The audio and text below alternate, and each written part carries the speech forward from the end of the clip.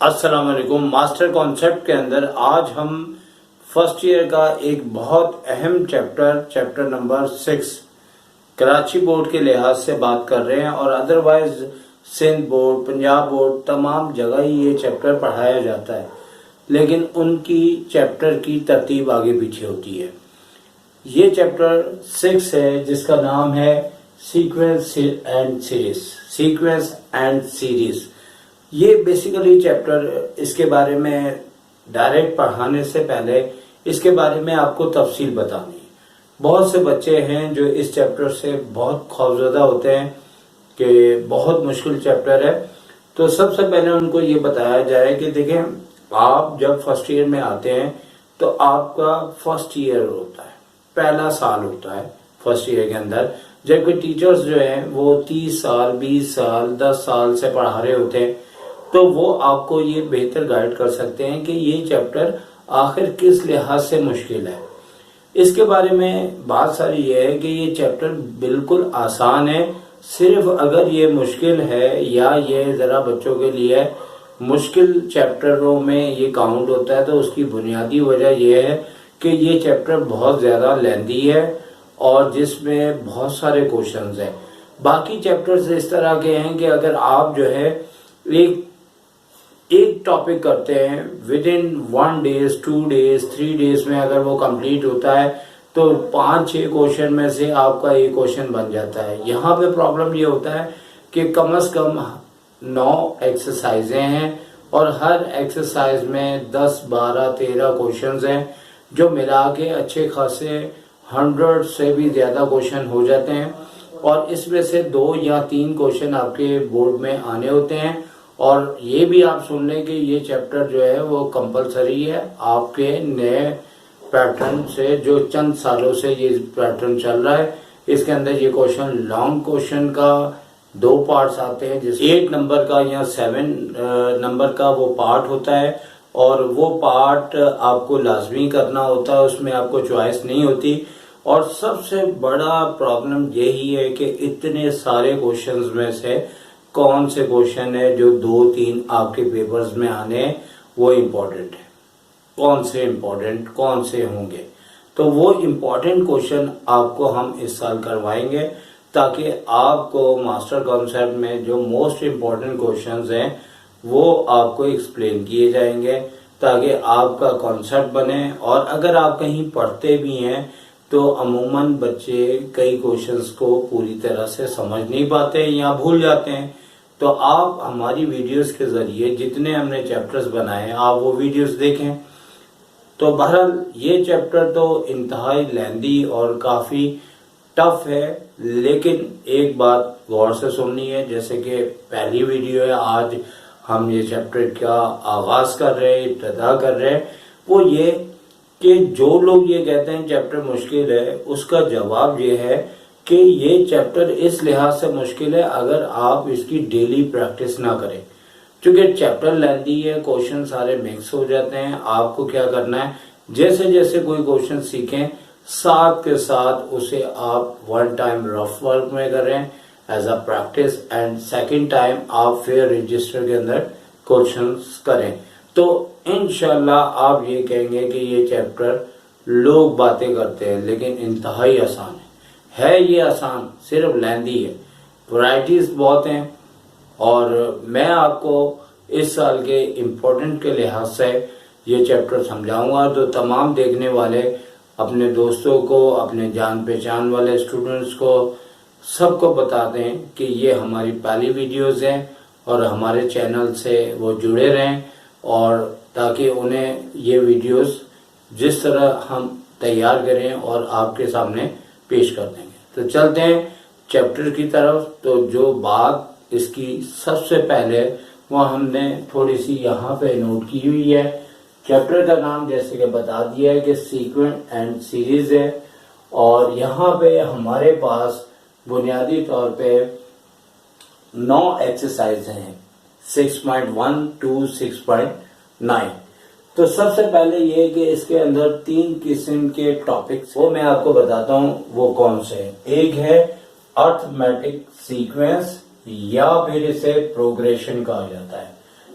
यानी कि देने वाला आपको अर्थमेटिक सीक्वेंस भी दे सकता है या देने वाला आपको एग्जाम में अर्थमेटिक प्रोग्रेशन भी कह सकता है। वैसे ज्यादातर अर्थमेटिक प्रोग्रेशन को सीक्वेंस भी कहा जाता है। अगर आप ये छोटी सी बात को नहीं समझेंगे तो मुमकिन है कि आप एग्जाम में सीक्वेंस लफ्ज को देख के थोड़ा कंफ्यूज हो जाएं। तो इसे क्लियर करें कि अर्थमेटिक सीक्वेंस या अर्थमेटिक प्रोग्रेशन, शॉर्ट वे में इसे AP से रिप्रेजेंट किया जाता है। और इसकी जो एक्सरसाइज हैं वो मैं आपको बता देता हूं। हमारे पास टोटल इस चैप्टर में जो एक्सरसाइज हैं वो सबसे पहले नोट कर लें कि चैप्टर नंबर 6 के अंदर हमारे पास 6.1 से लेके एक्सरसाइज 6.1 टू 6.9 एक्सरसाइज तक आपको दिया हुआ है। तो अच्छी खासी एक्सरसाइज है 6.1 टू 6.9। तो अब अर्थमेटिक सीक्वेंस या अर्थमेटिक प्रोग्रेशन पे जो मुश्तमिल है वो आपकी जो एक्सरसाइज हैं वो आपकी एक्सरसाइज 6.1 है, 6.2 है और 6.3 है। ये 3 एक्सरसाइज आपकी अर्थमेटिक सीक्वेंस या अर्थमेटिक प्रोग्रेशन के ऊपर दी गई है। और इन तीनों एक्सरसाइज में जिस तरह के क्वेश्चंस हैं तकरीबन उसी तरह के क्वेश्चन ज्योमेट्रिक सीक्वेंस या ज्योमेट्रिक प्रोग्रेशंस हैं। तो याद रहे कि ये अर्थमेटिक प्रोग्रेशन, ये ज्योमेट्रिक प्रोग्रेशन या ज्योमेट्रिक सीक्वेंस, शॉर्ट में इसे GP कहा जाता है। तो इन 9 एक्सरसाइज में शुरू की 3 एक्सरसाइज तो 6.1 से 3 तक अर्थमेटिक प्रोग्रेशन के लिहाज से हो गई और एक्सरसाइज 6.4, 6.5, 6.6 और 6.7 यानी अच्छी खासी 4 एक्सरसाइज आपकी ज्योमेट्रिक प्रोग्रेशन के ऊपर दी गई है। तो याद रहे कि जो बच्चा 6.1 टू 3 को अच्छी तरह सीख लेता है तो 30% आपकी ये एक्सरसाइज भी आसान हो जाती हैं, क्योंकि वही बातें, इनके फॉर्मूले ज्योमेट्रिक प्रोग्रेशन के डिफरेंट होते हैं, अर्थमेटिक प्रोग्रेशन के फॉर्मूले डिफरेंट होते हैं, लेकिन इनके फॉर्मूलों के साथ जो काम होता है 30% हमारी वही सोच होती है। लिहाजा जो ये 3 एक्सरसाइज कर ले तो 30% आपके लिए ऑलरेडी GP आसान हो जाता है। और दूसरी बात यह है कि हार्मोनिक सीक्वेंस या हार्मोनिक प्रोग्रेशन ये आपकी सिर्फ और सिर्फ एक ही एक्सरसाइज होती है जिसके अंदर आपको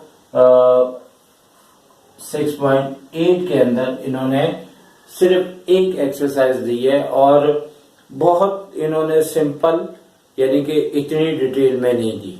जब आप पढ़ेंगे तो आपको पता लगेगा कि इसमें हर वैरायटी एक एक्सरसाइज में मौजूद है। अगर इसमें एक बात नहीं बताई है तो इसमें एक और अलग बताई है, एक और अलग बताई है, और इसके अंदर भी वही अलग बातें, लेकिन एक इनफाइनाइट का जो है वो टॉपिक है जिसमें इन्होंने 6.6 आपको AP में वो मौजूद नहीं है और GP में वो मौजूद है। वरना ये तीनों एक्सरसाइजें यानी ये वाली और इन दोनों में आपस में ताल्लुक है, इन दोनों में आपस में ताल्लुक है, इन दोनों में आपस में एक जैसी बातें हैं, लेकिन 6.6 इनफाइनाइट है और वो जैसे हम आपको एक्सप्लेन करेंगे तो आपको समझ में आ जाएगी।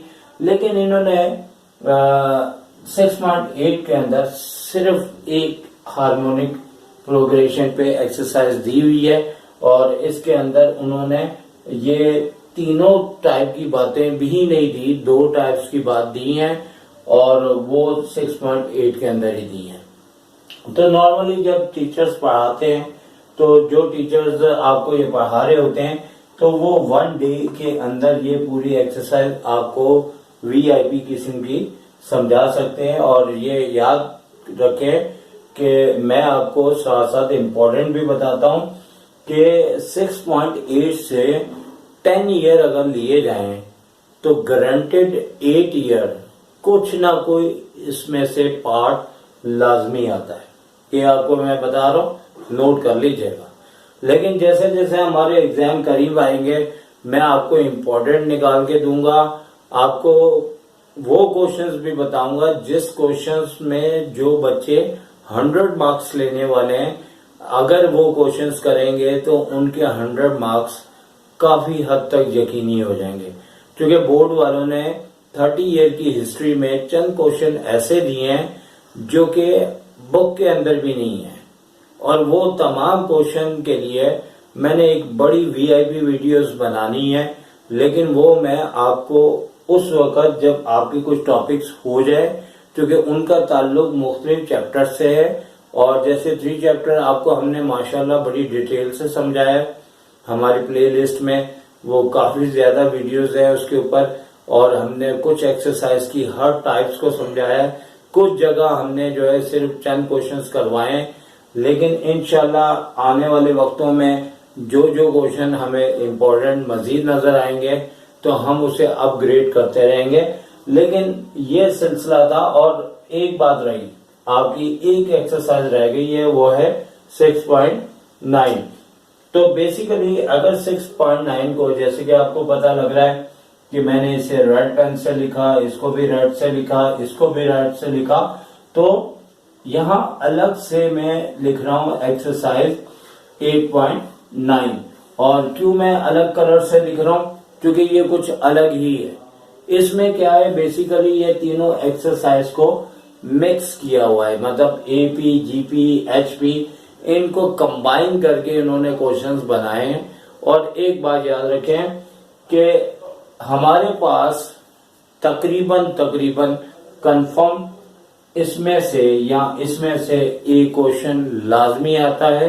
यानी ये नोट कर लें कि ये वेरी वेरी इंपॉर्टेंट है, ये वाली एक्सरसाइज और यहां से ये वाली, ये दोनों ऐसी हैं कि वो बच्चे जो इस चैप्टर से घबराते हैं या नहीं इसको समझ पाते, तो वो नोट कर लेंगे। इन 2 एक्सरसाइजों के बाद आपके अगर बोर्ड में 2 या 3 क्वेश्चन आने तो एक क्वेश्चन आपका इंशाल्लाह इसमें से लाजमी बन जाता है। और इन बाकी एक्सरसाइज में एक बात मैं ये भी आपसे कहूंगा कि वो स्टूडेंट जो 100 नंबर लेना चाहते हैं, वो उनके लिए यही डिपेंड करता है कि 6.1 से 6.7 तक आपने कितना पढ़ा है।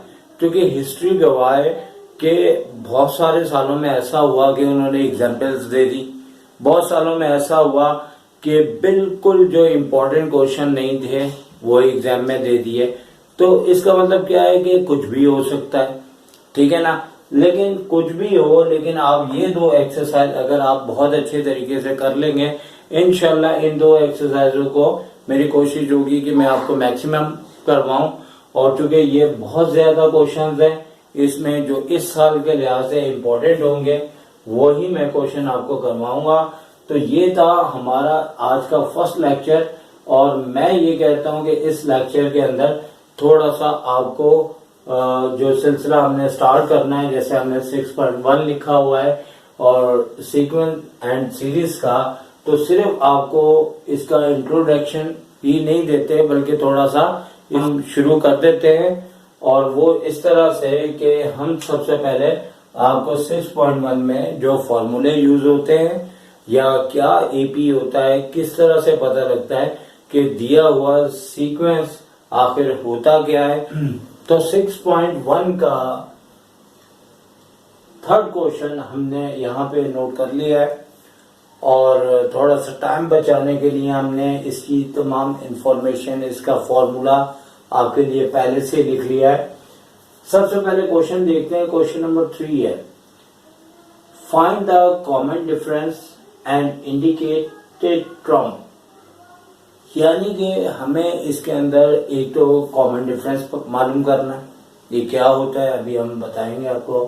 और इंडिकेटेड टर्म आपने बतानी है। दो चीजें आपसे पूछी हुई हैं और इस तरह से हमारे पास ये एक सीक्वेंस या प्रोग्रेशन लिख के दिया होता है, लेकिन ये जो नंबर्स लिखे हुए हैं इसे हम सीक्वेंस या प्रोग्रेशन कहेंगे जब तक कि वो हमें ये मेंशन ना करें कि ये एपी है, ये जीपी है या ये एचपी है। तो बेसिकली होता यह है कि हमारे पास बाज़-औक़ात लिखा हुआ आता है कि ये आपका प्रोग्रेशन जो है वो एपी है और इसमें लिखा हुआ है, मैंने यहाँ पे नोट नहीं किया हुआ लेकिन उन्होंने ये मेंशन किया हुआ है कि ये एपी है। नहीं तो बच्चे इस तरह भी कर लेते हैं कि भाई 6.1 तो है ही एपी की, लेकिन डिपेंड करता है कि जब एग्जाम के अंदर क्वेश्चन आता है तो कई बार ऐसा होता है कि वो नहीं लिखते कि ये एपी है या जीपी है या एचपी है। तो सबसे पहले ये बात होती है कि इसका कैसे मालूम होगा कि ये एपी दिया है।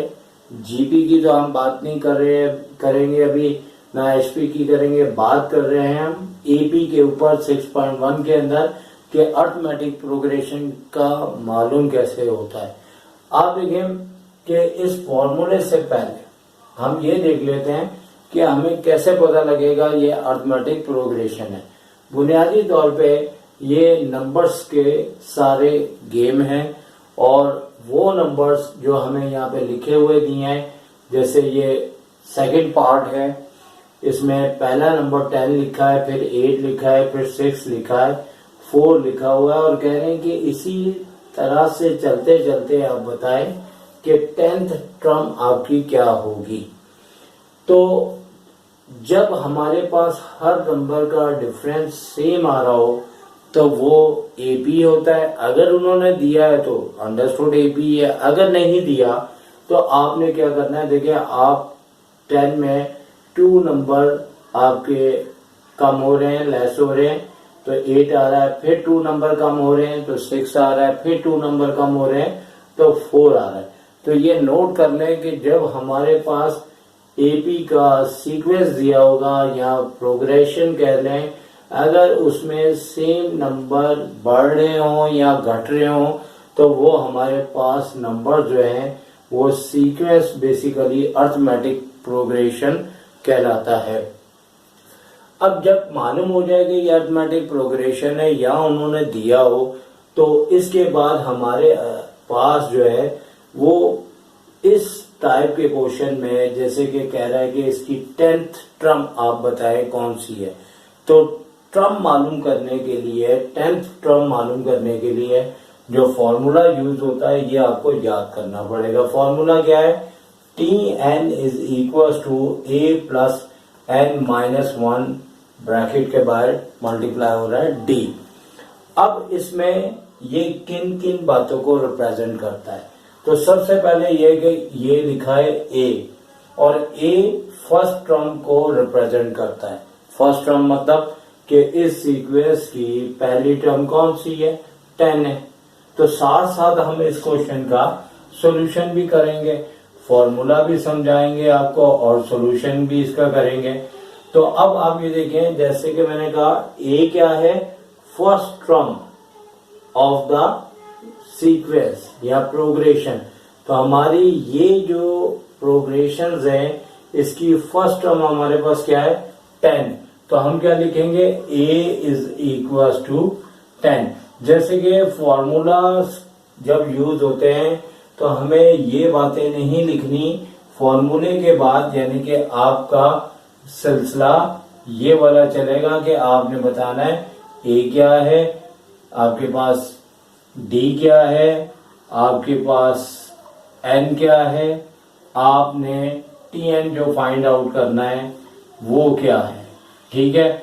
और ये तमाम चीजें साथ साथ हम बता रहे हैं। जैसे हमने कहा a फर्स्ट टर्म, और फर्स्ट टर्म हमारी सीक्वेंस की पहली टर्म होती है। उसके बाद d क्या होता है, जो समझने वाली बात है, ये कॉमन डिफरेंस कहलाता है। जैसे कि हमने कहा था कि भाई इसमें 2 नंबर लेस हो रहे हैं तो ये हमारे पास अर्थमेटिक प्रोग्रेशन या एपी कहलाता है। तो इसमें इसको बाय फॉर्मूला या डी के फॉर्मूला भी हम कह सकते हैं। डिफरेंस का फॉर्मूला होता है इसमें T2 को T1 में जब हम लेस करते हैं तो हमारे पास इसका डिफरेंस आ जाता है, और डिफरेंस वही होता है कि जिस डिफरेंस से नंबर बढ़ रहे हों या घट रहे हों वो उसका डी कहलाता है।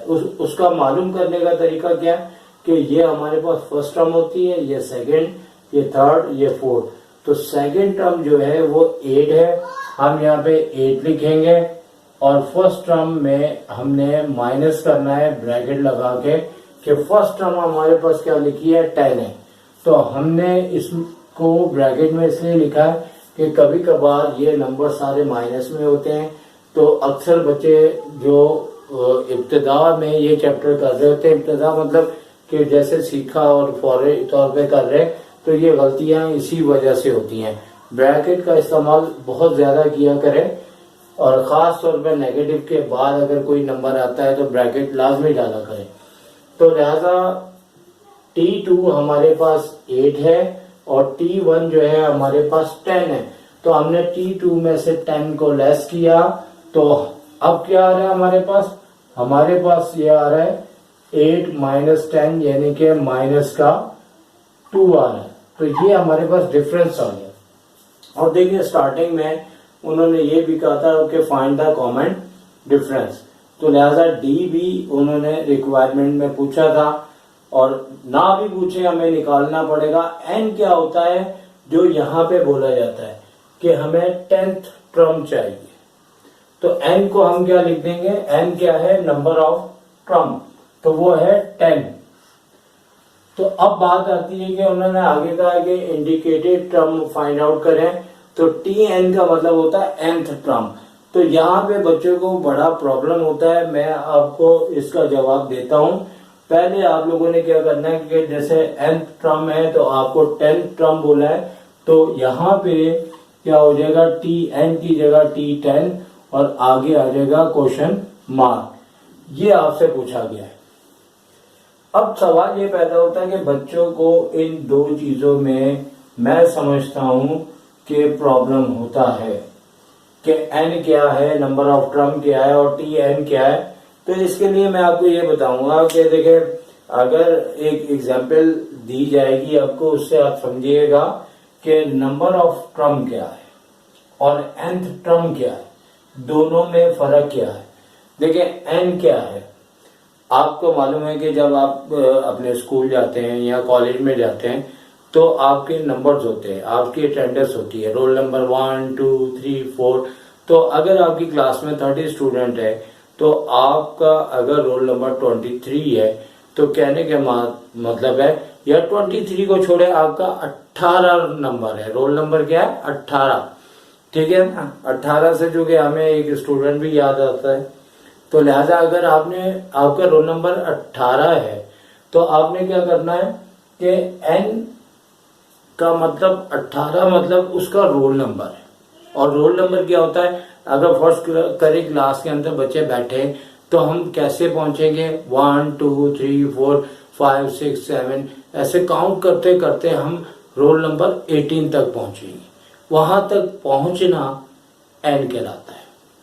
तो एन अगर 18 हो, जैसे कि अभी 10 है, तो इसका मतलब है कि आप ऊपर देखते हो, मतलब फॉर एग्जाम्पल हम स्टूडेंट्स का नाम नहीं पूछ रहे, उनको सिर्फ काउंट करते जा रहे और वहां तक पहुंच रहे। अगर 10 है तो 10 तक पहुंच रहे। हमने मिसाल ली, अगर 18 है तो 18 तक पहुंचेंगे, और पहुंचने के बाद हम 18 से कहेंगे भाई तुम्हारा क्या नाम है, तो वो कहेगा मेरा नाम जो है वो अब्बास है। तो इस सूरत में इसका मतलब ये हो जाएगा कि वो T-N है। यानी कि कहने का मतलब है कि नंबर्स क्या होते हैं, काउंट करने के बाद वहां तक पहुंचना, और जो चीज वहां पे मौजूद है वो T-N कहलाती है। ठीक है, अगर हम ये कहें कि रोल नंबर 18 क्या नाम है तुम्हारा, वो आगे से कहे सर मैं अब्बास हूं, तो इसका मतलब ये हुआ कि अब्बास जो है वो nth टर्म है और वहां तक पहुंचना उसका रोल नंबर N18 है। तो यकीनन आपको बात समझ आ गई होगी।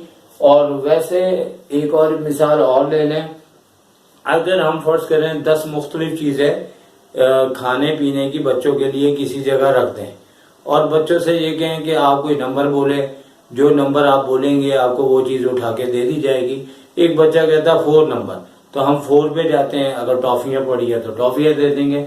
तो टॉफियां हमारी nth टर्म है, लेकिन वहां तक पहुंचना n था, तो n काउंट करते हुए वहां तक पहुंचना, और जो वहां चीज है, जो चीज वहां पड़ी है वो आपका tn होगा।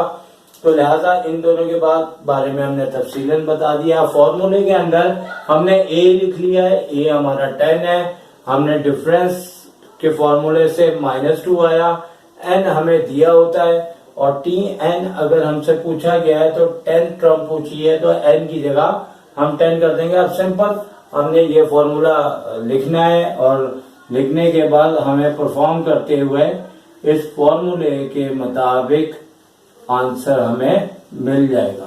ये हमारा फॉर्मूला है जो हमें याद करना पड़ेगा।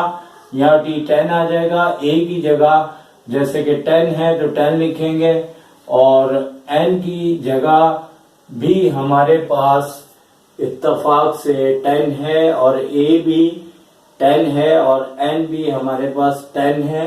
तो याद रखिएगा कि ये दोनों 10 किस वजह से आ रहे हैं, कि इत्तेफाक है कि दोनों हमें सेम दिए हैं। अच्छा, -1 फॉर्मूले का जो कि होना ही होना है, और d हमारे पास -2 आ रहा है, याद रखिएगा ब्रैकेट में लिखना है।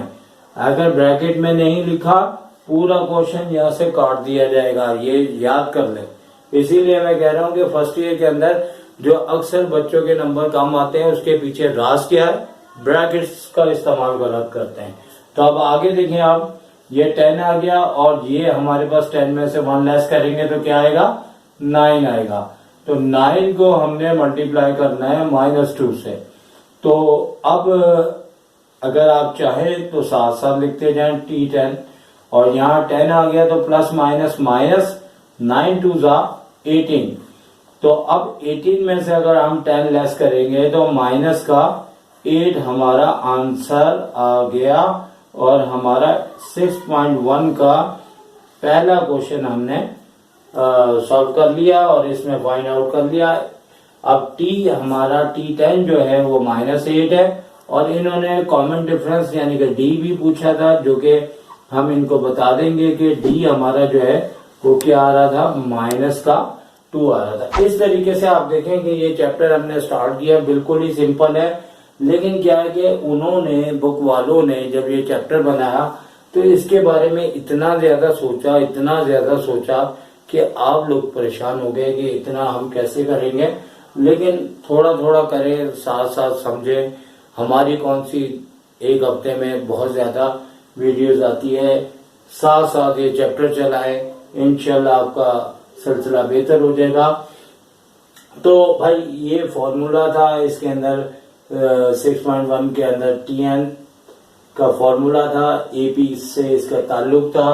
पहले हमने क्वेश्चन कर लिया। अब अगर कुछ बच्चे ये बात सोच रहे कि भाई ये किस टाइप का है, इसमें इस चैप्टर में जो किया है इसका फायदा क्या है लाइफ के अंदर, तो ये सोचने वाली बात है। तो बेसिकली ये नंबर्स का एक सीक्वेंस है जो कि 3 तरीकों से है और उससे मुताल्लिक क्वेश्चन है। लेकिन फिर भी आप देखें कि पहला अगर 10 है, दूसरा 8 है, तो क्वेश्चन क्या कह रहा है कि अगर पहला 10 है, 8 है, फिर 6 है, यानी 2 नंबर आपके कम होते जा रहे हैं, तो वो कहता है इसी लिहाज से 10th जो टर्म है वो क्या होगी।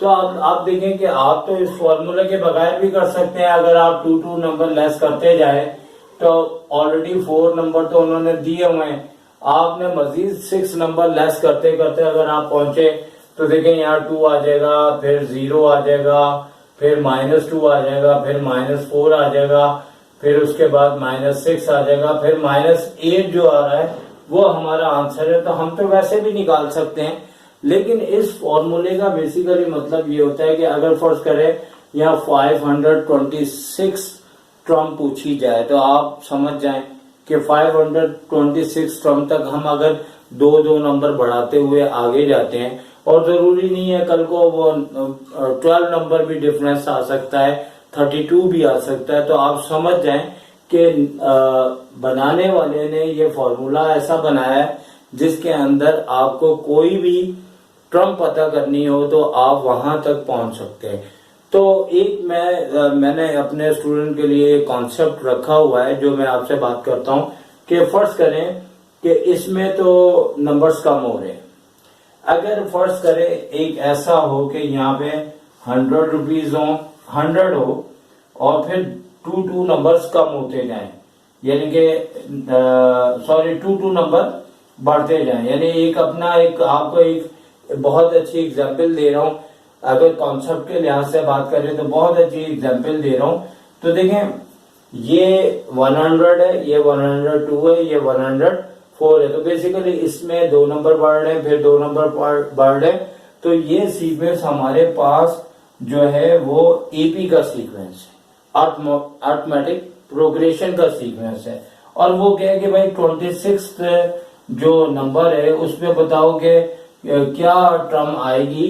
तो इसकी अगर हम एक दुनियावी मिसाल आपको बताएं कि जो बच्चे सोच रहे हैं भाई ये किस काम का है, तो आपको मिसाल बताते हैं। देखें अगर कोई शख्स है वो गरीबों में पैसा बांटता है, अगर यानी कि जैसे मुख्तलिफ लेवल्स होते हैं ICMA CA, तो वहां पे यही क्वेश्चन वो विद कॉन्सेप्ट आपको दे देते हैं। तो जब बड़ी क्लासेस में जाते हैं तो क्या होता है कि ये चीजें जो आप सिर्फ आंसर की हद तक करते हैं वो इसके ऊपर कॉन्सेप्ट बना के पूछते हैं। अगर फर्ज करें वो ये क्वेश्चन कह रहे हैं कि एक शख्स है वो गरीबों को बांट रहा है पैसे, और इस तरह से बांट रहा है कि भाई सब्र का फल जो है वो अच्छा होता है। और उसने वो फल किस तरह से दिखाया कि पहले वो मांगने वाले शख्स को यानी कि फकीर को वो 100 रुपीज देता है, फिर जो उससे दूसरे नंबर पे खड़ा है उसे 2 रुपए बढ़ा के देता है, 102 देता है, फिर उससे पीछे जो खड़ा है उसे मजीद 2 रुपए बढ़ा के देता है, 104 रुपए देता है। तो अब एक फकीर जो है वो पढ़ा लिखा है, वो कहता है 26वें नंबर पे मैं खड़ा हूं, जरा मुझे बताओ तो सही मुझे कितने पैसे मिलेंगे। तो भैया ये वाला फॉर्मूला इस्तेमाल करना है और उसे कहना है कि भाई तुम्हें इतने पैसे मिले। तो अब ये दुनियावी कॉन्सेप्ट है कि उन्होंने डिफरेंस से नंबर बढ़ रहे हैं, सेम डिफरेंस से घट रहे हैं। तो दुनिया के अंदर जो जो बातें आती हैं वो इसके ऊपर इसको हम इस्तेमाल कर सकते हैं। फिलहाल हमें एज अ इंटर लेवल के अंदर बस इसके फॉर्मूलाज की प्रैक्टिस होनी चाहिए, किस तरह से निकालना है। तो ये हमने आपको आज इस चैप्टर की हमने इब्तिदा की है। इंशाल्लाह आगे वाली वीडियोस में हम इसके जितने इंपॉर्टेंट क्वेश्चंस हैं वो आपको समझाएंगे। उस वक्त तक इजाजत दीजिए। टेक केयर, अल्लाह हाफिज।